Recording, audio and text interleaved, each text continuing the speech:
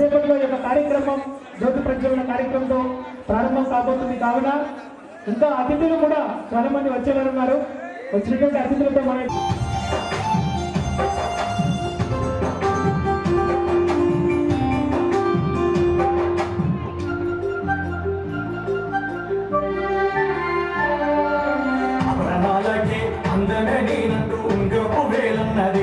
మనసికి నాతో నిలువ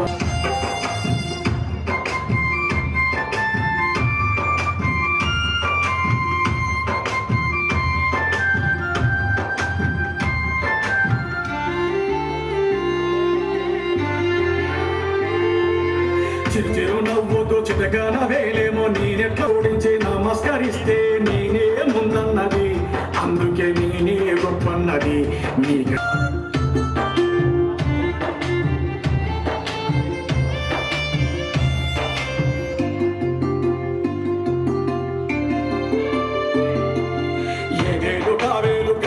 పడుతూ సమ్యక సయ్యన్నయి చుట్టూర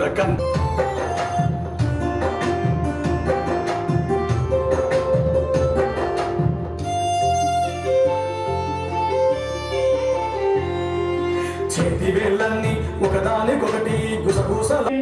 దానిని ఈరోజు ఇంత ముందుగా మీ అందరి ముందు ప్రదర్శించేందుకు సహకరించినటువంటి వాళ్ళందరినీ కూడా ఒకసారి గుర్తు చేసుకుంటూ ఈ కార్యక్రమంలోకి వెళ్ళిపోదాం. Jitender sir please stay here only. మీరు లేకపోతే మళ్ళీ అర్థం కావాలి. ఆరపల్లి మల్టీ బిట్స్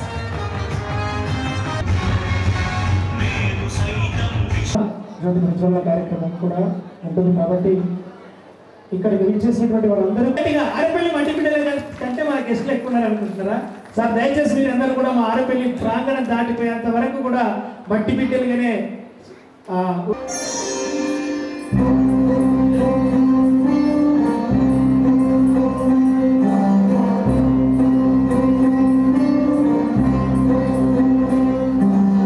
విద్యార్థులు సీనియర్ విద్యార్థులు అందరూ క్రమశిక్షణతో ఉన్నారనే కారణం దానికి పీటీ సార్ సారయ్య సార్ గారు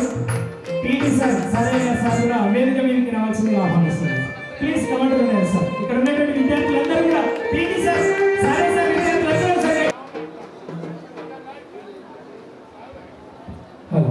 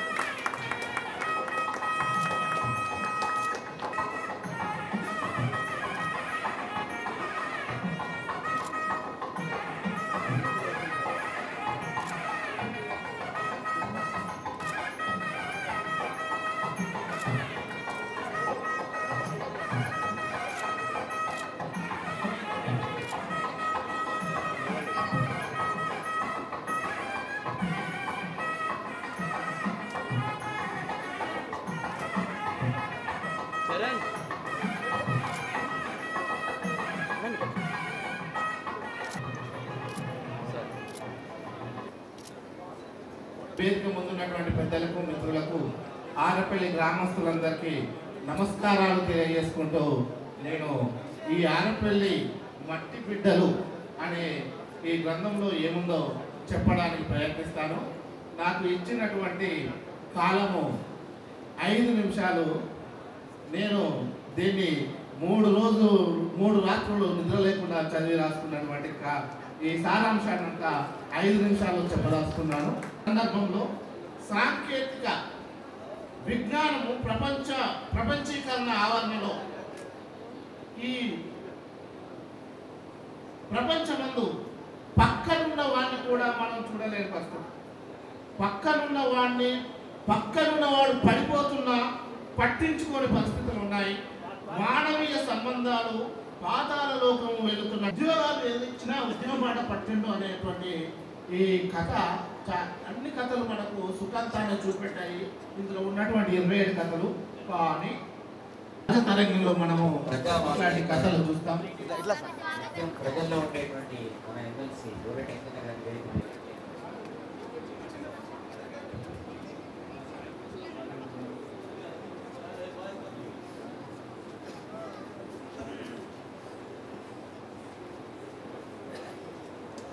నాగబెల్లి జితేందర్ గారు రాసినటువంటి ఈ ఆరపల్లి మట్టిబిడ్డల పుస్తకం ఇది చారిత్రకమైనటువంటి కథా సంపుటి.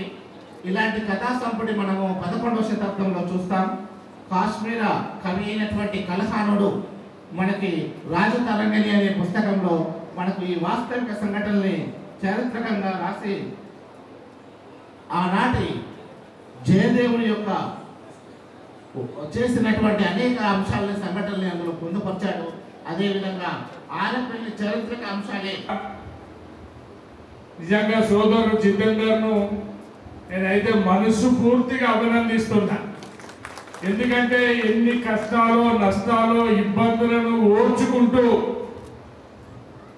తన తల్లిదండ్రుల చరిత్రతో పాటు ఈ గ్రామ చరిత్రను కూడా బయటికి తీసుకురావడానికి ఆయన ఎంత శ్రమ పడ్డాడో మనందరం కూడా ఒకసారి ఆలోచించాల్సిన అవసరం ఉంటుంది. వారి నాన్నగారితో నాకు బాగా అభినవ సంబంధం. 1982-83లో తెలుగుదేశం వచ్చినప్పుడు గౌరవనీయులు కీర్తిశేషులు సంగంరెడ్డి సత్యనారాయణ గారు మొదటి మంత్రిగా ఈ జిల్లాలో పనిచేసినటువంటి సందర్భంలో ఈ అనముకొండ నియోజకవర్గానికి ఆయన తెలుగుదేశం పార్టీ అధ్యక్షుడిగా ఉండేటోడు. సత్యదేవాని ప్రేమతోటి పిలుచుకుంటాడు మా సత్యనారాయణ గారు. ఆయన కూడా ఎప్పుడైనా నేను అంటే సత్యనారాయణ గారి మనస్తత్వం కూడా ఎట్లుంటది అంటే చాలా ఒక విచిత్రమైన మనస్తత్వం ఉంటుంది. ఆయన ఒక రోజు నేను చిట్యాల్లో ఒక సభ పెడితే నిమ్మ రాజిరెడ్డి, బండారు నాగభూషణము, రొల్ల లక్ష్మారెడ్డి అని 3 ఎమ్మెల్యేలు, మంత్రి గారు, నేను అక్కడికి పోయినాం. ఆయన ఏమైంది అంటే చిట్యాల నరోత్తమ్ రెడ్డి అని ఒక సమితి ప్రెసిడెంట్ ఉంటాడు. ఆయన చాలా పెద్దదో ఆయన కొడుకు మాతో పాటు తిరిగేటోడు కాబట్టి అన్న నేను మళ్ళీ లంచారం చేస్తాం మీ అందరు కాడంటే సరే పెట్టని చెప్పిన నేను హామీ ఇచ్చిన. ఆయన లంచారం చేసిండు. మీటింగ్ అయిపోయింది. కార్లో కూర్చున్నావు. సమ్మరాడే ఎక్కడికి పోతారో ఇప్పుడు అని అడిగిండు. అడిగితే నరోత్తమ్ రెడ్డి ఇంటికి పోయి అనిపోతామని అన్నాడు. కారు ఆపన్నాడు. కారు ఆపని మీరు పోయి తిండ్రా పొందడానికి నేనైతే రానన్నాడు. ఇదేంటి ఎందుకు రావని అడిగిన.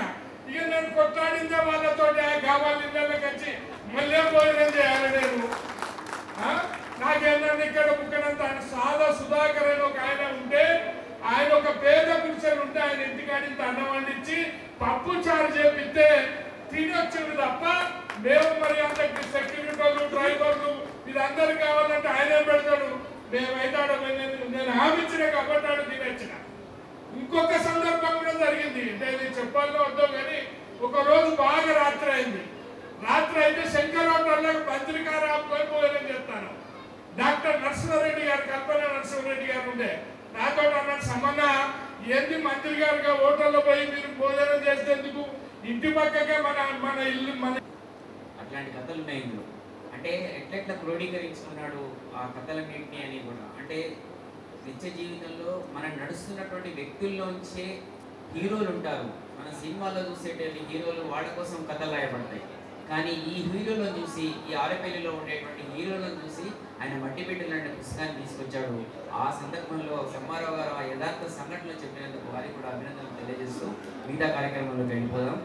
ఇప్పుడు ఈ పుస్తకాన్ని ఆవిష్కరించినటువంటి గంటా రామరెడ్డి గారు సుప్రసిద్ధ సాహితీవేత్త వరవరరావు గారితో సమకాలీకులు వారు. వెంకన్న గారు ఇంకా ఎందరో ప్రముఖులు ప్రఖ్యాతులు వేదిక మీద ఉన్నారు. అందరికీ నమస్కారం. నాకు ఈ ఆరేపల్లితో నాకు కూడా ఆత్మీయ సంబంధం ఉంది. ఒకప్పుడు ఇక్కడ జనాభా లెక్కలు చేసినప్పుడు ఈ 4 కూడా పెడితే ఆ రోడ్డు మీద ఒక రూమ్ తీసుకొని ఇక్కడ కొన్ని రోజులు వర్క్ చేశాను. అంతేకాకుండా ఇక్కడ బయటపల్లిలో పక్కనే దామెరలో నేను దాదాపు 12 సంవత్సరాలు పనిచేసి ఉన్నాను కాబట్టి ఈ ప్రాంతంతో నాకు అత్యంత ఆత్మీయ సంబంధం ఉంది. అయితే జితేందర్ మొదటి నుంచి తన రచన శైలి, ధోరణి, చెప్పేటువంటి విధానం అది చాలా సరళంగా మనకి మనసును హత్తుకునే విధంగా ఉంటుంది. కానీ ఎదురుకు రాసినటువంటి కొనక కానీ ఆ నలుగురు లేని కరోనా అదైతే నిజంగా చాలా మనసుని కదిలించేటువంటి పుస్తకం అది. తర్వాత ఇప్పుడు విడుదల చేస్తున్నటువంటి మట్టి బిడ్డలను కూడా నేను కొంత తిరిగేసి చూశాను. ఇందులో పేర్కొన్న బుద్ధ పెద్దన్న గారు అప్పటికే వారు పెద్ద వయసు కలిగినటువంటి వారు. వారి మూడు గ్రామాలకు ఉన్నటువంటి ఉన్నత పాఠశాల పేరుపల్లి ఉన్నత పాఠశాల ఉన్నప్పుడు అక్కడ పేరెంట్స్ కమిటీ ఉపాధ్యక్షుడిగా పనిచేసి అప్పటి నుంచే నాకు 1270 నుంచే పరిచయం వారు. ఇంత తడి ఉంది అనిపించింది. తర్వాత ఆ పుస్తకాన్ని సార్కి అంకితం ఇచ్చినందుకు అయితే రాత్రి నేను చాలా దూరం ఉన్నాను, రాలేకపోతాను అని భయం ఉన్నది. బండి వచ్చిన మంచిగా ఈ కాలంలో ఇప్పుడు పొద్దున లేస్తే మంది ఏడ సండే నాడు ఏడ కూర్చోవాలా, ఏడ పార్టీలు, ఏడ మంది వేయాలి, ఎవరైనా ప్లాట్ కొంటే ఆ ప్లాట్ కాడ పంచాయతీని పెట్టాలి, ఎవరు ఆక్రమించుకోవాలి, రాజకీయ నాయకులు వస్తే ఏ సంఘం పెట్టాలి, ఏ కుల సంఘాలు, ఎవరు ఇట్లా ఎంత కమిషన్లు ఉంటాయి. ఈ ఊరిలో ఇట్లా కూర్చుని నాకు మా ఊర్లో 10 ఏళ్ళ కింద కూర్చున్నట్టుగా ఇట్లా కూర్చున్న ఊరు, అందులో అన్ని రకాల మనుషులు ఉంటారు. ఇట్లా ఊరు కలిసి అందరూ కలిసి బతికి ఆ ఊరు నుండే పద్ధతిని ఏదైతుందో ఇంకా నగరం దగ్గర, నగరం అంటే పడగ వైపున ఒక దారికి ఇరువైపున నీడవలసిన చెట్లు, పసరు కొమ్మల పైన పక్షుల ముచ్చట్లు, పండు టాకుల దాటి గాలి తప్పెటకుళ్ళు, కొండవాళ్ళు నజారే కొసలు సినుకు పట్లు.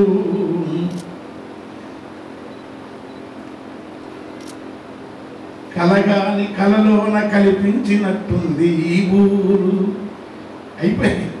కలగాని కలలోన కనిపించినట్టుంది, ఇలా ఆవగించంత వినిమాయల పొడలే, ఇలా ఆవగించంత కలిమాయ పొడలేదు. కలిమాయ అని కాదు, వినిమాయనే. కలిమాయ పొడలేదు. పలు వసతులనుకునే పట్టణముల ఛాయ, పలు వసతులనుకునే పట్టణముల ఛాయ, ఈ జానపదమున సుమంత లేకుండా ఉండటం అది గాంధీ తత్వము, ఉండటం అది నిజము కమ్యూనిజము, ఉండటం అది మానవత్వ పదము. ఈ మాయను మొత్తం లేచి కూసుంటే కూర కాడ, లేకుంటే సార కాడ, ఊకుంటే టీవీ కాడ, ఏమి లేకుంటే దాపు పంచాలు పెట్టుకొని ఒక్క మనిషి పట్ల ఒకరికి ప్రేమ లేని కాలంలో ఇంతమంది ప్రశాంతంగా కూర్చున్నట్టే నాకు చాలా ఆశ్చర్యంగా ఉంది. ఇంకా అయిపోతే కళది, కళ లేకనే ఎక్కడ కనపడదు. ఏ ఊరికి పోయినా పొలిమేరకు కొలుపు ఎట్లా ఉండేది ఇక్కడ, పొలిమేరకు కొలుపు, కుసుమ పూల పసుపు అవి తగ్గుతున్నాయి అనుకోని ఊరు.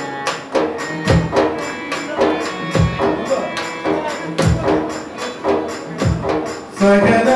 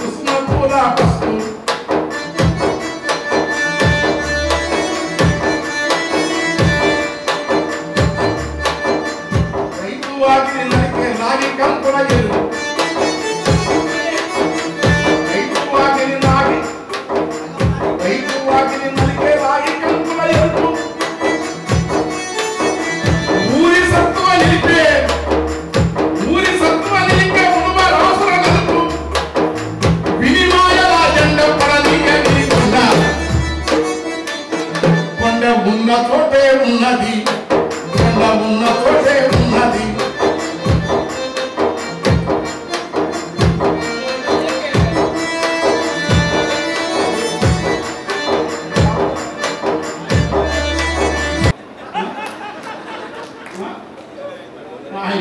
పెళ్ళికి ఉద్యమాలు చేసుకుంటే పెళ్లి వాళ్ళు అయితే పిల్లలు కలదు అంటే ఒక్కరే ఉన్నారు గుర్తుపెట్టుకోండి. అసలు ఉద్యమాలు చేసుకోవడం పిల్లలు అంటే మీ ఆశయం ఎప్పుడు అంటే సుమయ్య గారికి కూడా చెప్పలేదు. కంటే ఒక లేకుండా, ఎందుకంటే ఎవడో కూడా తెగించకపోతే, ఎవడో మాట్లాడకపోతే ఆడుతుంది ఏమైతుంది ఆడితే వాడు మహా అయితే ప్రపంచంలో నియంతలు, దళాధిపతులు, క్రూరులు మానవుల భౌతికంగా నిర్మించని భావజాలాన్ని నిర్మించలేరు. మంచి భావజాలాన్ని తెలుసుకోవాలి. Thank you.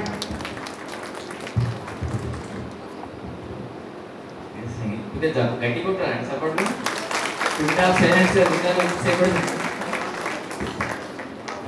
అంటే ఊరంటే ఒక అరుచుకునే తత్వం ఉంటుంది అనేటువంటి అంతరార్థాన్ని చెప్తూ కవులకి వేమనకి అక్కడ ఒక గుడి లాంటిది ఉంది అని చెప్తూ బుద్ధుడి గురించి మాట్లాడుతూ తర్వాత అట్లా చాలా మంచి విషయాలు.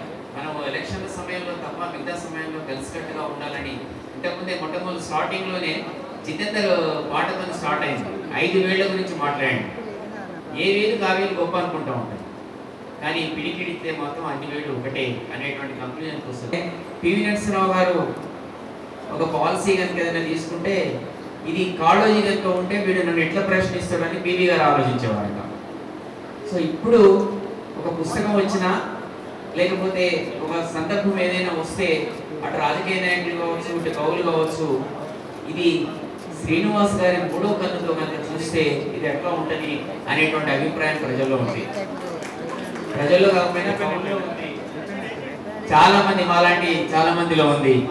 అట్లాంటి దానికి మార్గదర్శకంగా నిలబడినటువంటి వ్యక్తి ఇవాళ రాజరాజ నరేంద్ర భాషా నిలయం వరంగల్లో ఉంది అంటే దానికి కారణం శ్రీనివాస్ గారు. అది ఒక చేతిలో పోకుండా దాన్ని కాపాడి ఒక సీరియల్గా దాన్ని తీసుకొచ్చినటువంటి వ్యక్తులు నాకు తెలుసు. అది ఎక్కడ దానికి ఆ ప్రాతిపదిన ఎట్లా జరిగింది ఏమిటనేది.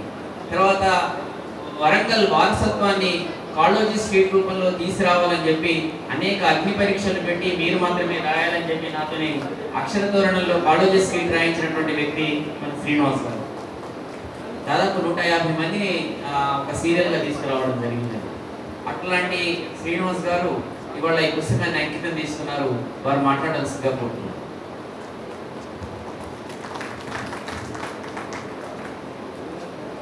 గోరటెంకన్నకి ముందు కానీ తర్వాత కానీ మాట్లాడటం రెండు కష్టమే. ముందు మాట్లాడితేనేమో జనం దిగు కూర్చో ఆయన పాడినమంటారు. ఆయన మాట్లాడిన తర్వాత పాడిన తర్వాత మాట్లాడాలంటే ఆ మూడ్లో ఉంటారు కదా, మూడ్లో నుంచి ఏం మాట్లాడినా కూడా ఏమంత ఆస్వాదించలేదు. ఆరేపల్లి గ్రామానికి నమస్కారం. అధ్యక్షులు కొత్తపల్లి శ్రీనివాసరావు గారు, ఇలాంటి కథానాయకుడు మట్టిబిడ్డలు రచయిత నాగబల్లి జితేందర్, సభలో ఉన్న గౌరవ శాసనమండలి సభ్యుడు డాక్టర్ గోరటెంకన్న, తర్వాత పెద్దలు వెంకట రామిరెడ్డి గారు, సమ్మారావు గారు, రాములు గారు, వన్నా ఎలయ్య గారు, శంకర్ గారు, అన్వర్ గారు, ఇంకా నాకు తెలియని సుధా, నాకు తెలియని అంతగా పరిచయం లేని మిత్రులందరూ, అందరికీ నమస్కారం. నాకు ఒక అర్థం కాని విషయం ఏంటంటే జితేందర్ ఈ పుస్తకాన్ని మాకు ఎందుకు అంగీకరించాడండి. జితేందర్ మేము కొలీగ్స్. ఆంధ్రజ్యోతిలో జితేందర్ పనిచేసిన చాలా కాలం. నేను ఇప్పుడు ఆంధ్రజ్యోతిలో లేను, ఆయన ఆంధ్రజ్యోతిలో లేదు. కానీ ఆ పనిచేసిన కాలంలో ఎప్పుడైనా ఒక అనుబంధం అనేది ఒక కారణం అయి ఉండొచ్చు. కలిసి పనిచేసాం. ఎందుకంటే నేను పోయిన సంవత్సరం ఆంధ్రజ్యోతి నుంచి వెళ్ళిపోయిన రోజున ఆ వీడ్కోలు సభలో చెప్పాను ఏంటంటే, చాలామంది హైదరాబాద్లో ఉండే ఎడిటర్లు, సంపాదకులు, ఎడిటర్స్, పెద్ద పెద్ద జర్నలిస్టులుగా పేరున్న వాళ్ళు, వాళ్ళ గురించి మాట్లాడతారు. కానీ ఒక పత్రిక నిలబడటానికి పునాది ఏంటంటే గ్రామీణ జర్నలిస్టులు, తర్వాత క్షేత్రస్థాయి జర్నలిస్టులు, కంట్రిబ్యూటర్స్గా ఉన్న వాళ్ళే మొత్తం పత్రిక నిలబెట్టేది. మాకు ఏం తెలుస్తుంది, ఏదో రాజకీయ విధానాల గురించో ప్రభుత్వ విధానాల గురించో తెలుస్తుంది. కానీ ఆరేపల్లి నాకు గ్రామం గురించి మాకేం తెలుస్తుంది? లేదంటే వరంగల్ పట్టణంలో మారుమూల ప్రాంతాల గురించి, కాకతీయుల కట్టడాల గురించి మాకేం తెలుస్తుంది? నేను ఆంధ్రదేశంలో రెండు రాష్ట్రాల్లో కూడా మారుమూల ప్రాంతాల గురించి, ప్రజల గురించి, వాళ్ళ సంస్కృతి గురించి, జీవన విధానం గురించి, కష్ట నష్టాల గురించి తెలుసు అంటే అందుకు మేము గ్రామీణ జర్నలిస్ట్ నుంచి నేర్చుకోవడం అనేది తెలుసు. కాబట్టి ఆ రకంగా క్షేత్రస్థాయి జర్నలిస్టులే మా గురువులు. వాళ్ళ వల్లనే ఎవరైనా సంపాదకులు అవుతారు, పెద్ద జర్నలిస్టులు అవుతారు. అట్లా జితేందర్ నుంచి కూడా నేను చాలా నేర్చుకున్నాను. జితేందర్ ఆంధ్రజ్యోతి వరంగల్ ఎడిషన్లో సిటీలో వ్యవసాయ బీట్ చూశారు, వ్యవసాయ వార్తలు రాశారు. నేను ఆయనకు చాలా వరంగల్ అగ్రికల్చర్ గురించి చాలా స్టోరీస్ ప్లాన్ చేశాను. ఆయన దగ్గర నుంచి నేర్చుకోవడం, దాని మీద ఆధారంగా స్టోరీస్ ప్లాన్ చేయడం. కానీ ఈ మట్టి బిడ్డలు, ఈ ఆరేపల్లి అనేది చాలా కొత్త విషయం. కొత్త విషయం అంటే నాకు మొన్నటి దాకా ఒక 2 సంవత్సరాల దాకా కూడా నా దృష్టిలో లేని విషయం. కానీ ఈ పుస్తకం చదివిన తర్వాత ఒక జర్నలిస్టు, సిన్సియర్ అయిన జర్నలిస్టు, తను తలుచుకుంటే తను బతికిన ఊరికి, తను ఉన్న జిల్లాకి, తన ప్రాంతానికి ఎంత చేయగలడు, ఎంత ఆలోచించగలడు అనేది నాకు ఈ పుస్తకం చూసి అర్థమైంది. ఈ పుస్తకం చదివిన తర్వాత నాకు అనిపించింది ఒకే ఒక్క ముక్కలో చెప్పాలంటే, ఆరేపల్లి కాని వాళ్ళు ఎవరన్నా ఆ పుస్తకం చూస్తే మా ఊరి గురించి కూడా ఇటువంటి పుస్తకం వస్తే బాగుండు కదా అనిపిస్తుంది. అట్లా అనిపించేటట్టు రాస్తున్నారు. దీంట్లో ఈ పుస్తకంలో ఈ ఊరు ప్రతిమ ఉంది, ఈ ఊరు ఆత్మ, ఈ ఊరు సంబంధించిన చరిత్ర. ఇది చదివిన వాళ్ళకి ఈ ఊరు గురించి గర్వంగా ఉంటుంది. ఈ ఊరు వాళ్ళకి ఇక ముందు కూడా అందరం వేరువేరుగా ఇందాక 5000 పాట గురించి శ్రీనివాసరావు కూడా చెప్పారు. ఆ పాట చిన్న సింపుల్ పాట కానీ చాలా గొప్ప అర్థం ఉన్న పాట. అట్లా జితేందర్ చాలా మంచి పాటలు రాస్తాడు, చాలా బాగా పాడతాడు. ఆ పాటలో చెప్పినట్టుగా ఊరు చీలిపోయి ఉండటం కంటే ఊరు కలిసిపోయి ఉండటం వల్ల అందరూ లాభపడతారు. కాబట్టి ఈ ఊరు నుంచి పైకి వచ్చిన సక్సెస్ స్టోరీస్ ఉన్నాయి కదా, ఆ సక్సెస్ స్టోరీస్, ఆ సక్సెస్ఫుల్ పీపుల్ అందరూ కలిసి మళ్ళీ ఊరు కోసమే పనిచేస్తే అది క్యూములేటివ్ ఎఫెక్ట్ ఉంటుంది. అంటే రెట్టింపు ప్రభావం ఉంటుంది. ఆ రెట్టింపు ప్రభావాన్ని ఊరికి తీసుకురావాలి అనుకోవడం మన దేశభక్తి గ్రామభక్తితోనే మొదలు కావాలి. కానీ ఏదో దేశభక్తి అనేది అమూర్తమైందో ఎక్కడో ఉన్నదో కాదు, మన గ్రామాన్ని, మన చుట్టూ ఉన్న వాళ్ళని ప్రేమించడం నుంచే అది మొదలవుతుంది. కాబట్టి జితేందర్లో ఇంత రచయిత ఉన్నాడనేది నాకు ఆయన కరోనా కథలు చూశాను. కరోనా కథల్లో కూడా జర్నలిస్ట్ దృష్టి కనిపించింది. అంటే చాలా కథలు ఉంది. కరోనా కాలంలో జర్నలిస్టులు చాలా మృత్యువును తమ కళ్ళారా చూశారు. తమ స్వయంగా కూడా బాధితులయ్యారు, స్వయంగా కూడా జబ్బుపడ్డారు. కానీ జబ్బు పడకుండా యాక్టివ్గా ఉన్న టైంలో చాలామందికి ఆక్సిజన్ల కోసం, హాస్పిటల్ బెడ్ కోసం, ఏదో రకంగా వాళ్ళకి సహాయం చేయడం కోసం చాలా చాలా కష్టపడ్డారు. ఆ అనుభవాల నుంచి ఆయన కరోనా కథలు రాశారు. అంటే ఇది ఊరికే రాయడం అంటే, సాహిత్యం అంటే ఇష్టం కాబట్టి, కథలు రాయాలి కాబట్టి రాయడం కాదు, చరిత్రను రికార్డ్ చేశారు. ఇప్పుడు ఆరేపల్లి ఎందుకు పూర్వకాలంలో రాజులు కవుల చేదేవో రాయించి అంకితం తీసుకోవాలి ఎందుకు అనుకునేవాళ్ళు? ఎందుకంటే సప్త సంతానాల్లో రచన ఒకటి. అంటే మన తర్వాత మన కొనసాగింపు ఏముంటుంది? చాలామంది పిల్లలు ఉంటే మనం కొనసాగుతాం అనుకుంటాం. కానీ రాజులు ఏమనుకుంటారంటే వాళ్ళ కీర్తి కొనసాగాలి. పిల్లలతో 1 జనరేషన్ 2 జనరేషన్స్ కొంతకాలం అయిన తర్వాత వాళ్ళ గొలుసు ఎక్కడో తెగిపోవచ్చు, ఉండొచ్చు, లేదు తెలియదు, లేదా వాళ్ళ పూర్వీకులు మర్చిపోవచ్చు. కానీ ఒక కావ్యం ఉందంటే, ఒక రచన ఉందంటే అది తరతరాలుగా ఉండిపోతుంది. ఉండిపోతుందంటే వాడు ఎప్పటికీ కూడా చిరస్థాయిగా ప్రపంచ దృష్టిలో ఉంటాడు. అందువల్ల ఈయనకు జితేందర్ ఒక పుస్తకం రాసి ఈ గ్రామానికి అంకితం ఇచ్చాడంటే ఈ గ్రామం పేరు చిరస్థాయిగా చరిత్రలో నిలిచిపోతుంది, ఎప్పటికీ నిలిచిపోతుంది. అది అందుకోసం నేను జితేందర్ ప్రత్యేకంగా అభినందిస్తున్నాను. ఆయనలో దాగి ఉన్న రాసుకున్న ప్రతిభనంతా కూడా మరింతగా ఉపయోగించాలి. అంటే పత్రం సమారావు గారు కూడా చెప్పారు, మామూలుగా ఊరుకుని ఎవరి జీవితం వాళ్ళు జీవించి తన బతకాలనుకునే మనిషి కాదు అతను కాదు, అతని ఫ్యామిలీ కూడా కాదు. అది 10 మందితో పాటు కలిసి 10 మందిలో ఒక్కడిగా ఉంటూ 10 మందికి సేవ చేస్తూ ఒక్కడి గురించి ఆలోచించే మనిషి కాదు.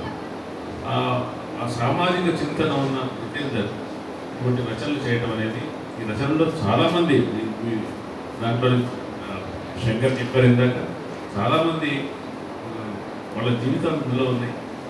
ఆ పాత్రలు చదివిన తర్వాత ఆ పాత్రలు మనకి ఇక్కడే సభలోనే చాలా పాత్రలు కూర్చొని ఉన్నాయి.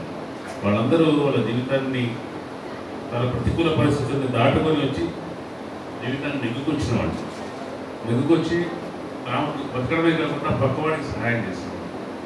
కాబట్టి ఇంతమంది కథానాయకులను సృష్టించిన ఈ రచయితను అభినందిస్తూ ఈ ఊరిలో ఈ కార్యక్రమంలో పాల్గొనడం చాలా బాగుంది. ఈ ఊరితో ఒక అనుబంధం ఏర్పడింది నాకు కూడా. అంటే ఒక ఊరు ఎట్లా ఉంటుంది అని ఆ పుస్తకం ద్వారా ఏర్పడింది చూశాను. కాబట్టి మరొకసారి నిత్యందరికీ, ఈ గ్రామానికి, గ్రామంలోని పౌర సమాజానికి నమస్కారం చెప్తూ జై ఆరేపల్లి, జై తెలంగాణ, జై. చాలా గొప్ప మాటలు చెప్పారు సార్. నడుస్తున్న హీరోల మధ్య మేము కలిసి నడిచి వచ్చినందుకు చాలా ఆనందంగా ఉన్నటువంటి అభిప్రాయాన్ని తెలియజేశారు. వారికి అభినందనలు తెలియజేస్తూ ఇప్పుడు నాకు తెలియని సుధాన్నుడు ఇట్లా అనేసరికి మా విద్యార్థి నాకు గుర్తొచ్చాడు. అపరిచితులని పోయం రాస్తున్నాడు ఆయన విద్యార్థి. అపరిచితులని పోయం అంటే తన శ్రీమతి గురించి తను ఏం మాట్లాడుతున్నాడు, అపరిచితులు ఎప్పుడు మనం పరిచయం ఎప్పుడు అవుతామని. సో అట్లాంటి వాక్యాన్ని మళ్ళీ నాకు తెలియని సుధ అన్నాడు. సో ఆ సుధ గారిని మాట్లాడాల్సిందిగా ఆరేపల్లి మిత్రులందరికీ నమస్కారం. నేను కూడా చాలా ఆలోచించాను, జితేంద్ర మాకెందుకు అంకితం ఇచ్చాడు ఈ పుస్తకాన్ని అని. కానీ ఊరు వచ్చిన తర్వాత పుస్తకాన్ని అంకితం ఇచ్చినందుకే కాక ఈ ఊరిలో పరిచయం చేసినందుకు కూడా తమ్ముడు జితేంద్రకి థ్యాంక్ యూ. థ్యాంక్స్ ఈ ఊరిని పరిచయం చేసినందుకు. ఇంకా శ్రీనివాస్ చెప్పాడు, ఇక్కడ మాట్లాడిన తర్వాత మాట్లాడటం కష్టపడి ఇద్దరు మాట్లాడిన తర్వాత ఇంక మాట్లాడటానికి ఏముంటుంది. పైగా మేమిద్దరం కలిసి వస్తే ఈ పుస్తకం గురించి మాట్లాడుకున్నప్పుడే నా ఐడియా చాలా ఫేమస్ కొట్టేశాడు. కాబట్టి కూడా నేను కొత్తగా చెప్పేది ఏంటి, నాకు ఆసక్తి ఉన్న అంశంగా ఏంటంటే నాకు సామాజిక సాంఘిక చరిత్రని డాక్యుమెంట్ చేయటం అనే దాని పట్ల చాలా ఆసక్తి ఉంది. ఎందుకంటే మనం దీన్ని ఇట్లా చేయకపోతే కనుక ఒక 10 సంవత్సరాలు గడిచేటప్పటికి కూడా జనం ఇంకొక కొత్త నరేషన్ని తీసుకురాగలరు. మనం చూస్తూనే ఉన్నాం, దేశంలో ఇట్లా చిటికేసేటప్పటికి నరేషన్ మారిపోతుంది. అంటే మనకి తెలిసి మనం చదువుకున్న చరిత్ర అయితే చరిత్ర కాకుండా పోతుంది. దాన్ని కాకుండా ఆపాలి అంటే గ్రామాలకు సంబంధించైనా, వ్యక్తులకు సంబంధించైనా, దేశానికి సంబంధించైనా చరిత్ర నమోదు కావాలి. నమోదు కావాలి అంటే అధికార పక్షాలు చేసే చరిత్ర నమోదు కాకుండా వ్యక్తులు చేయాలి, కడుపులో నుంచి వచ్చి చేయాలి, నిజాలు చేయాలి. అట్లా చేసిన ఒక మంచి పుస్తకం ఇది అని చెప్పి నేను అనుకుంటున్నాను. చరిత్ర వక్రీకరించబడకుండా ఉండటానికి చాలా అవసరమైన విషయం ఏంటంటే నిజాలు డాక్యుమెంట్ చేయబడుతున్నాయి.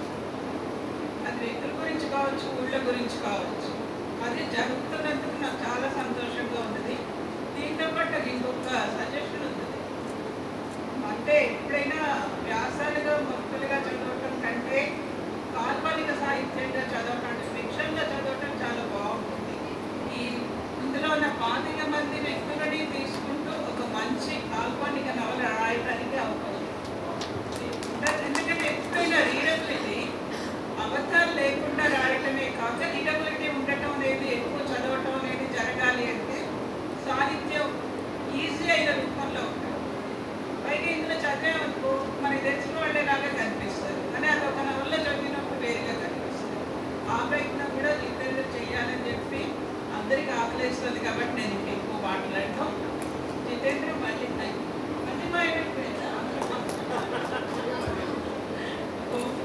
మళ్ళీ థ్యాంక్ యూ.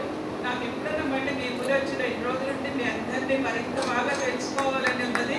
మీ ఊరు రోజంతా డబ్బులు శబ్దం లేకుండా నిశ్శబ్దంగా మనుషులతో మాట్లాడుతూ నడవాలని ఉన్నది. జితేంద్ర అవకాశం నాకు కల్పిస్తాడని ఆశిస్తున్నాను. Thank you once again. Thank you. Thank you madam. మొదటిసారి మేడం మాటలు మేడం చాలా ఎక్సలెంట్గా అంటారు. మాకు తెలియదు మీ నుండి ఇట్లా భావజాలని కొట్టేస్తారని మాకు తెలియదు మేడం. ఆ సీక్రెట్ బయటపెట్టారు. సో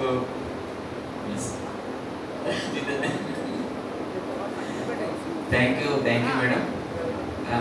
అంటే సమకాలీన హీరోలను తీసుకొని నడుస్తున్నటువంటి వాళ్ళని తీసుకొని కథలుగా మలవడం చాలా కష్టసాధ్యమైనటువంటి సందర్భం. ఎందుకంటే ఏది ఎక్కువ రాసినా ఏది తక్కువ రాసినా ఇబ్బందికరంగా ఉంటుంది.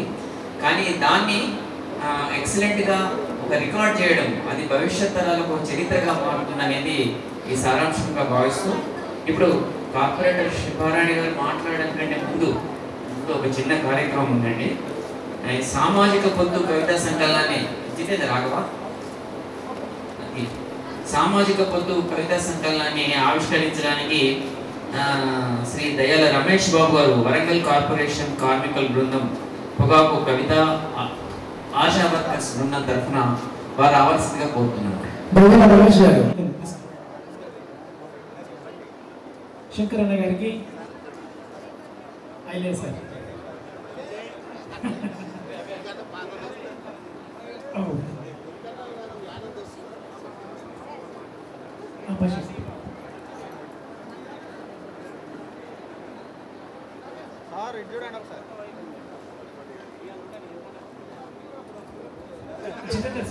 చూడండి ఒకసారి sir sir Venkateswara sir sir sir sir ఇటు చూడండి ఒకసారి సార్ సార్ ఇటు చూడండి ఒకసారి.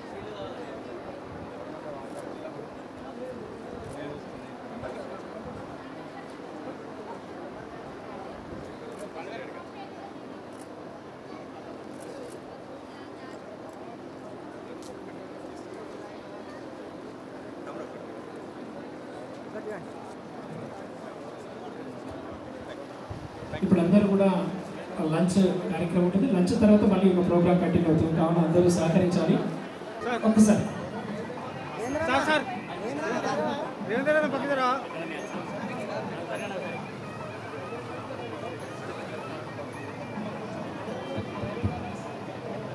పక్కరా మన గ్రామ కళాకారులు బషీర్ గారు, జితేందర్ సార్ మరియు ప్రణీత దంపతులకు సన్మానం ఏర్పాటు చేస్తున్నారు. నమస్తే మేడం.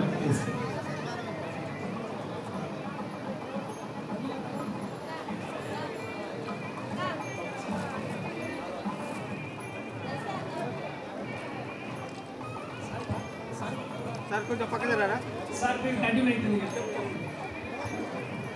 ఇప్పుడు గంటా రామరెడ్డి సార్ గారికి శిష్యులందరూ కూడా, గంటా రామరెడ్డి సార్ శిష్యులందరూ కూడా వేదిక దగ్గర రావాలి.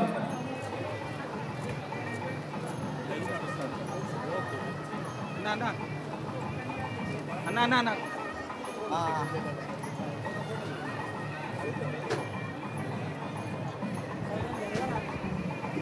సార్ పిఎస్సిఎస్ మాజీ చైర్మన్ బుద్ధ పెన్నన్న గారు, గంటా రామరెడ్డి సార్ గారికి వారి శిష్య బృందంతో ఈ యొక్క సన్మాన జితేందర్ సార్ దంపతులకు సన్మాన కార్యక్రమం జరుగుతుంది. తర్వాత రామరెడ్డి సార్ ఉంటుంది.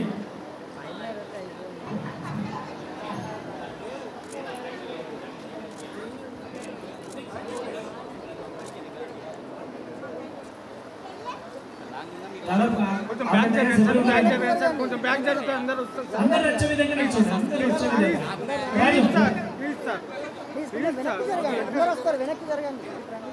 బుద్ధ పెద్దన్న గారి ఆధ్వర్యంలో జరుగుతున్న ఈ కార్యక్రమం శిష్య బృందాలందరినీ ఏకం చేసి గురువు గారిని సత్కరించుకోవడం అనేది ఈ యొక్క కార్యక్రమంలో ప్రత్యేక ఆకర్షణ.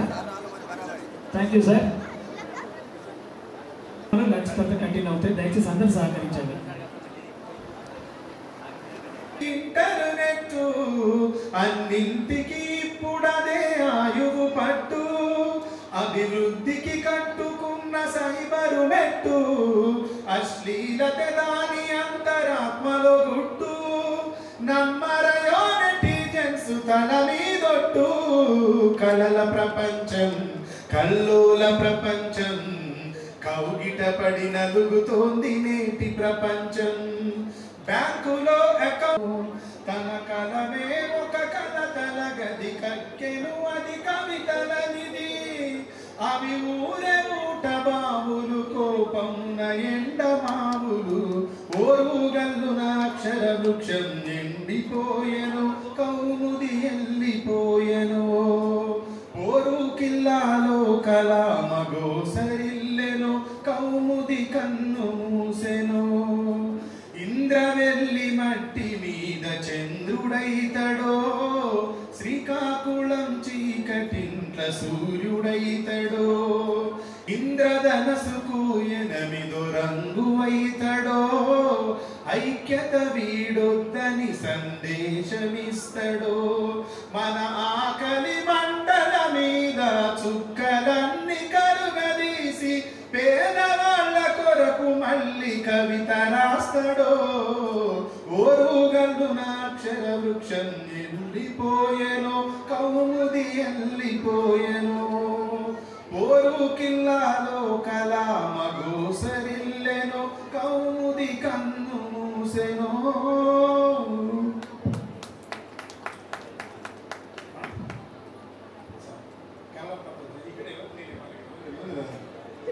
కళ ప్రపంచం మీకు నువ్వు వారాత సరే సరే జితేంద్ర తాత కోరిక మేరకు చివరిగా కళల ప్రపంచం కల్లోల ప్రపంచం కౌగిట పడి నలుగుతోంది నేటి ప్రపంచం మాయాజాలం జగమంతట గాలం అరచేతిలో కొలువహింది నా శనగాలం ప్రతి ఇంటిని చుట్టుకుంది ఇంటర్నెట్ అన్నింటికి ఇప్పుడదే ఆయువు పట్టు అభివృద్ధికి కట్టుకున్న సైబరు మెట్టు అశ్లీలత దాని అంతరాత్మలో గుట్టు నమ్మరయో నెటిజన్స్ తల మీదొట్టు కలల ప్రపంచం కల్లోల ప్రపంచం కౌగిట పడి నలుగుతోంది నేటి ప్రపంచం బ్యాంకులో అకౌంట్ ఉండి బ్యాలెన్సే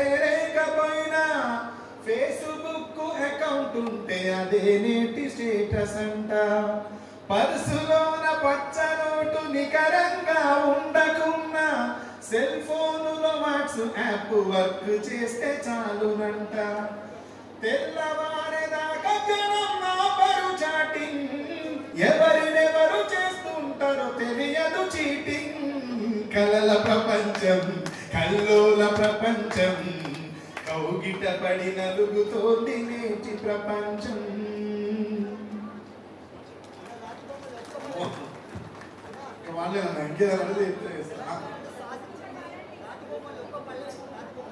సరే ఇక తాత దగ్గర కాబట్టి పాడాలి తప్పదు. రాతి బొమ్మల్లోన కొలువైన శివుడా రక్తబంధం విలువ నీకు తెలియదురా. ఈ పాట ఎందుకు రాసింది తెలుసా నీకు? సరే మీ తెలియదు కాబట్టి దీన్ని నిజమైన మర్మం తెలియాలి కాబట్టి చెప్తాను. జితేంద్ర అన్న లాంటి కుటుంబానికి సంబంధించిన కుటుంబ కథ నుంచి రాయబడ్డది. జితేంద్ర అన్నది నక్సలైట్ కుటుంబం. అట్లనే నా పాటలను బాగా అభిమానించే ఒక బిషాడి రాజు అనే ఒక తమ్ముది ఇక్కడనే మన పర్కాల దగ్గర నిజాంపల్లి అనే ఊరు. వాళ్ళ ఊర్లో అప్పుడు అన్నల బాధ, పోలీసుల బాధ, గడ్డం మీసాలు వచ్చినోడు, కొంచెం ఆకారం శరీరాకృతి మంచిగా ఉన్నోడు ఎవడో మన ఇళ్ళలో ఉంటే వాడిని నక్సలైట్ వారికి తీసుకుపోయి ఎన్కౌంటర్ చేసే పరిస్థితి ఉండే. అప్పుడు తల్లిదండ్రులు బిడ్డల్ని మీరు ఊర్లో ఉండద్దు అని చెప్పి వరంగల్ పంపించేది. అట్లా వరంగల్ పంపించినప్పుడు నిషాద్ రాజు వాళ్ళ అన్న శంకర్ అన్న వీడికి వచ్చి వరంగల్ కిలా వరంగల్లో ఆటో డ్రైవర్గా ఆటో కొనుక్కొని పాపైన బతుకుబడి నడుపుతా ఉంటాడు. అప్పుడు ఏటూరు నాగారంలో ఒక పోలీస్ స్టేషన్ పేల్చి వేయడం జరుగుతుంది. మావోయిస్ట్ నక్సలైట్లు పీపుల్స్ వారు, అప్పుడు మావోయిస్ట్ కదా, అప్పుడు పీపుల్స్ వారు ఆడ పోలీస్ స్టేషన్ పేల్చేస్తారు. పేల్చేసిన తర్వాత చంద్రబాబు నాయుడు గారు చాలా హట్ అయిపోతారు. వాళ్ళు చేసిన దాడికి మనం ప్రతి దాడిగా చాలా బలంగా చేయాల్సిందే అని అప్పుడున్న నలిన్ ప్రభాత్ గారికి గట్టి ఆర్డర్స్ పాస్ చేస్తే ఆయన అంత తిరిగి ఎక్కడ ఎవరు దొరకక సిటీలో తిరుగుతున్నటువంటి రాత్రిపూట ఆటో నడుపుకుంటున్న వ్యక్తిని తీసుకుని ఎన్కౌంటర్ చేసి పద్మాక్షమ్మ గుట్ట దగ్గర పడేస్తారు. ఆ సంఘటన నాకు చెప్పడానికి ఆ రాజు మా ఇంటి చుట్టూ తిరిగి బాగా అలసినప్పుడు మా నాన్న చూసి ఆ పిల్లాడి కూడా ఊరికే తిరుగుతాడరా, నువ్వు రాత్రి లేకపోతే ఆ పిల్లాడిని తిరుగుతాను బాధ అనిపిస్తాను అని మా నాన్న. నేను చెప్పిన నాన్న వాళ్ళ అన్న ఎన్కౌంటర్లో చనిపోయినట్ట, మరి నేను ఆయన గురించి రాసి ఇప్పుడే మనం బయటకు వచ్చినాం, నేను కూడా మరి ఆయన గురించి మళ్ళీ నేను తిరిగి అడవిలో పోనా, నేను కూడా జైల్లో పోనా అడిగిన. మా నాన్న అన్నాడు, మనకున్న భూమి సాగు అమ్ముకున్నా మంచిదే కానీ అట్లాంటి పక్షాన్ని నిలవడకపోతే నీ పాట ఎందుకు రాను,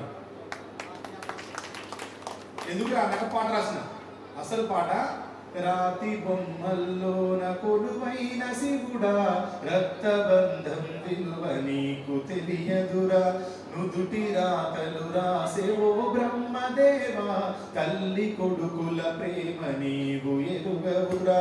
తెలిసుంటే చెట్టంత నా కొడుకును తిరిగి తెచ్చివ్వగలవా నీ మహిమలు. పువ్వులో పువ్వునై నీ పూజ చేశాను, నీరునై నీ అడుగు పాదాలు కడిగాను. ఒక్క పొద్దులు ఉంటూ ముడుపు చెల్లించాను, దిక్కు నీవని మొక్కి ధీమాగా ఉన్నాను. తొలుసూరు కొడుకని ఈశ్వరా, నీ పేరు పెట్టుకుంటే శంకరా. అందుకే వేశావ ఈ శిక్షను, నా కొడుకుపై నక్సలైట్ అని మచ్చను. నక్సలైట్ అని మచ్చేసిన శివుడు అని తిరుగుతూ ఉంటుంది తల్లి. ఆ అమ్మాయి ఏడుస్తూ ఉంటే, దేవుడి బొమ్మ మీద మన్ను పోసి ఏడుస్తూ ఉంటే ఆ బాధ గుర్తొచ్చి రాసినాడు. నీ ఆజ్ఞ లేకుండా శివ కూడా ఉంటుంది కదా, మనవులు సహజంగా ఏడుస్తున్నప్పుడు తిరుగుతారు, దేవుడి ఇంట్లో మనవాడా అని తిరుగుతారు. నీ ఆజ్ఞ లేకుండా శివ కూడా కుట్టదు కదరా, నా కొడుకు ఎట్లా పోయినరా, ఎట్లా ఎత్తుకపోయినరా. దాన్ని కూడా ప్రశ్నిస్తాం దాంట్లో శివుణ్ణి, దాంట్లో శివుణ్ణి ప్రశ్నిస్తూ ఉంటాం. ఆడ జన్మలో ఉన్న అర్థాన్ని వెదికాను, అమ్మాని పిలుపుకై అల్లాడిపోయాను. తొలిసారి నా కొడుకు అమ్మాని పలికితే ఆడ జన్మను నేను గెలిచానుకున్నాను. పురిటి నొప్పుల బాధ ఈశ్వరా, నీ పార్వతిని అడగరా శంకరా. తల్లిగా పార్వతికి ఒక నీతిన, ఈ తల్లి గుండెల మీద చితిమంటనా. రాతి బొమ్మల్లో నాకు నన్ను అడుగుతామని ఆమె స్నానం చేసేటప్పుడు ఛాతి మీద ఉన్న మట్టిని తీసి ఒక బొమ్మను చేసి ఆ బొమ్మకు ప్రాణం పోసి ఆమెను కొడుకుగా తయారు చేసుకొని గడప దగ్గర కూర్చోబెట్టి, శివుడు వచ్చేటప్పుడు నేను స్నానానికి పోతే శివుడు ఇంటికి వచ్చి గడపలోకి వస్తున్నప్పుడు, వాకిటి నుంచి వస్తున్నప్పుడు నువ్వు ఎవరు వారిని అడ్డుకుంటే, అబ్బాయి నా ఇంట్లో ఉండి నువ్వు నన్ను అడ్డుకుంటావాలని చిన్న అబ్బాయి తలని ఖండించేస్తాడట శివుడు. అప్పుడు ఖండించేసినప్పుడు ఆ తల్లి దుఃఖిస్తుంది బయటకు వచ్చి, నువ్వు లోకాల నేరే శంకరుడివే కావచ్చు కానీ నా కొడుకు నాకు తిరిగి తెచ్చి కొంచెం చెప్పిస్తాను దుఃఖపడి ఏడుస్తూ ఉంటే, అప్పుడు పోయి శివుడు తన భార్య ఛాతి మీద ఉన్నటువంటి మట్టితో తయారు చేస్తే నేను ప్రాణం పోసుకున్న బొమ్మకే అంత బాధపడిపోయి తిరిగి ఆ తల్లి దుఃఖాన్ని ఓదార్చడానికి, ఆమె కడుపు కోత తీర్చడానికి ఎక్కడో ఒక ఏనుగు శిరసి నరికి తీసుకొచ్చిన పెట్టి ఈయన గణపతి దేవుడు అని నువ్వు ప్రతిష్టాపన చేసి ప్రాణ ప్రతిష్టాపన చేసినావు. అక్కడ అంత గొప్ప మనసున్న నువ్వు నాకు ఎందుకు అన్యాయం చేసినావు అడుగుతూ ఉంటుంది తల్లి అన్న.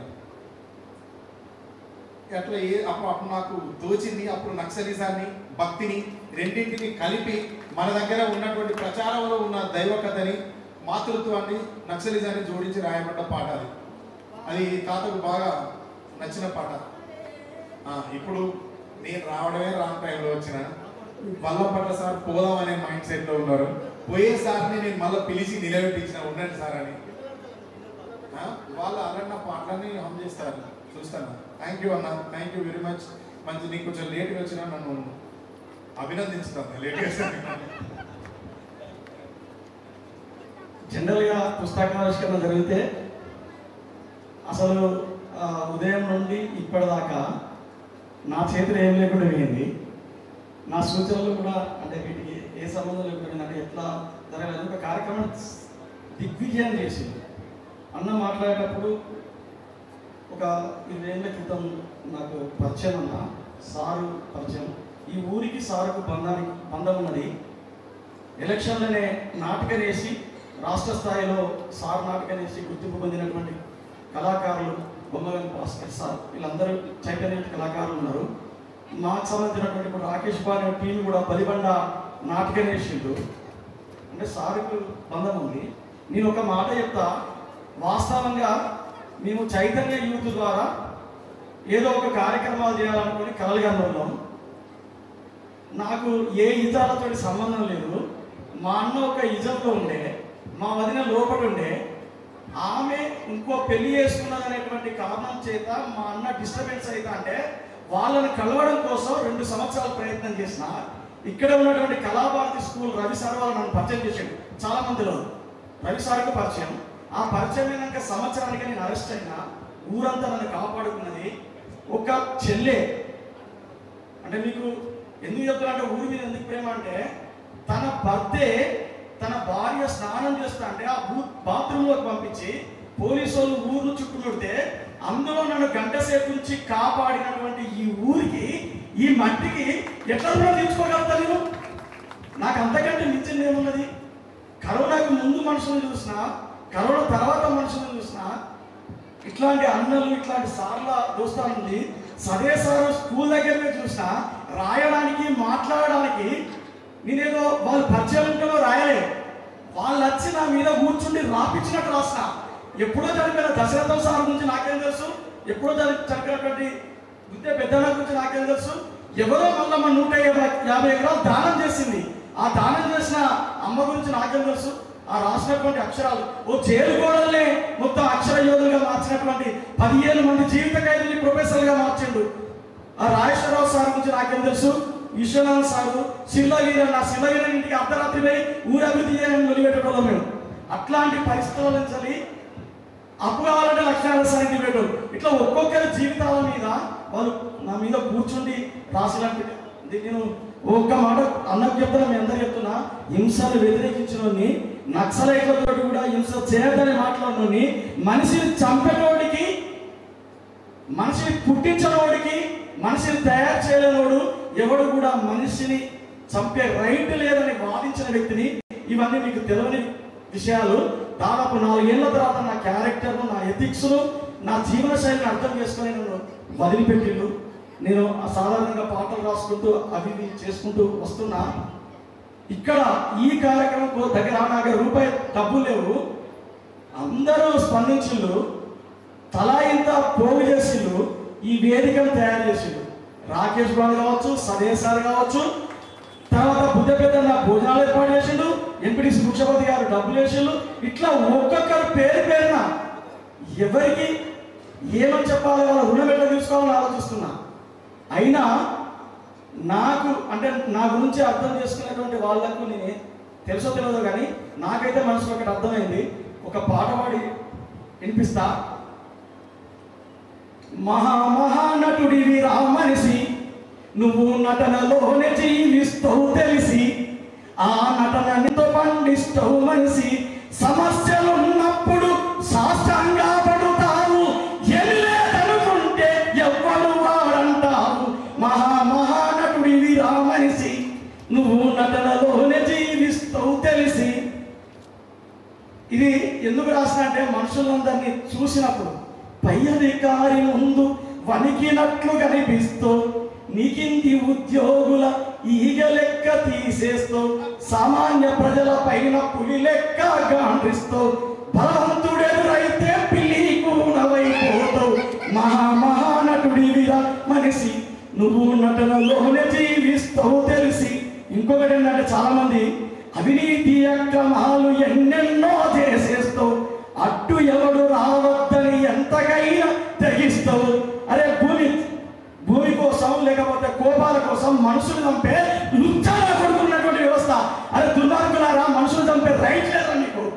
మీరు చేసేటువంటి అవినీతి మీద ప్రశ్నించినందుకు లేకపోతే మీ అక్రమాల మీద ప్రశ్నించినందుకు రైట్ లేదురా. ఒక మనిషిని సృష్టించినవాడు మనిషిని చంపే రైట్ వాడు ఎవరైనా కావచ్చు. ఎస్, అవినీతి అక్రమాలు ఎన్నెన్నో చేసేస్తావు, అడ్డు ఎవడు రావద్దని ఎంతకైనా తెగిస్తావు.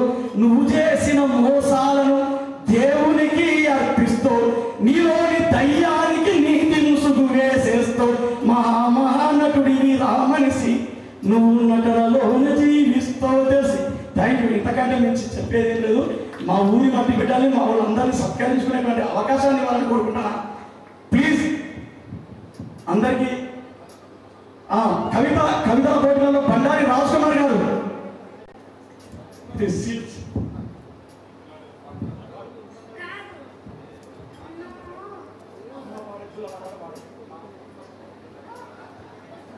అరే నువ్వు పాట పాడటం రాలేదా? ఎందుకు వచ్చినావు?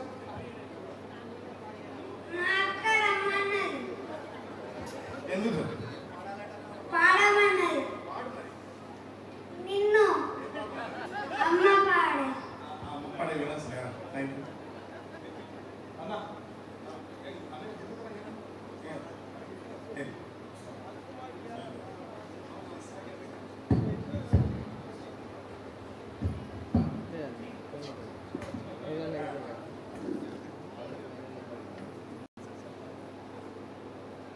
అది ఇప్పుడు ఇప్పుడు నన్ను బాగుంది ఆ పాట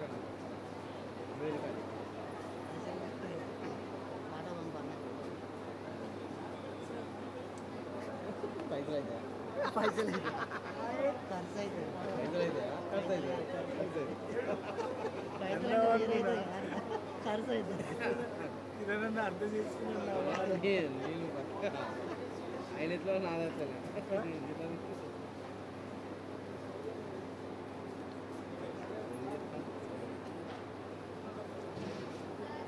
ఎండ పంపిస్తాను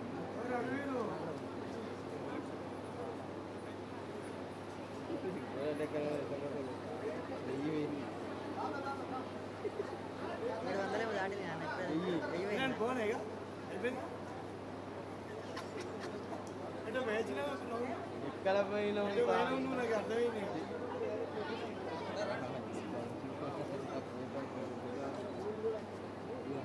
ఇక్కడ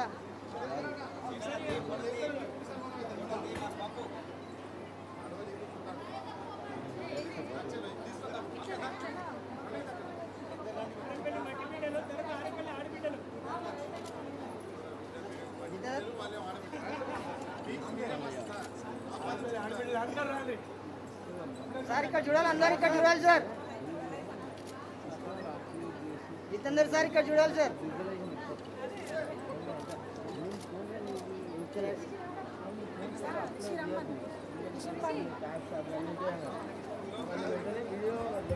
హలో ఆడపిల్లి ఆడబిడ్డలు వస్తున్నాయి ఒక కథలకు ఒక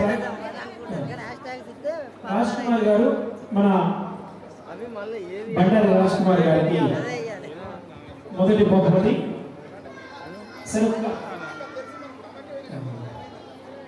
లాస్ట్ మంచి గ్రూప్ తీనా రెండు బాబు ఎన్ని పడిపోయినా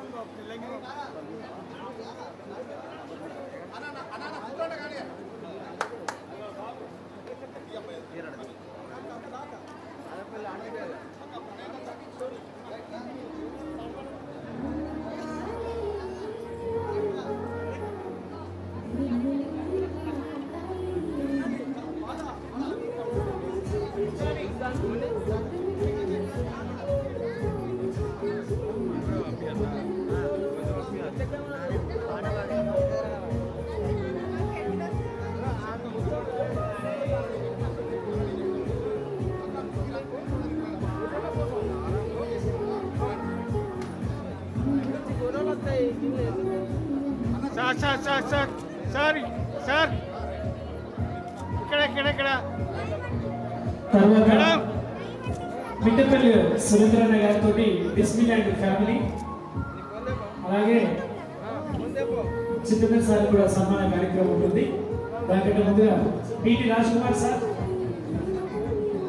మిట్టపల్లి సురేందర్ గారికి బిస్మిల్లాహ్ ఫ్యామిలీ తరఫున సన్మానం. చాలా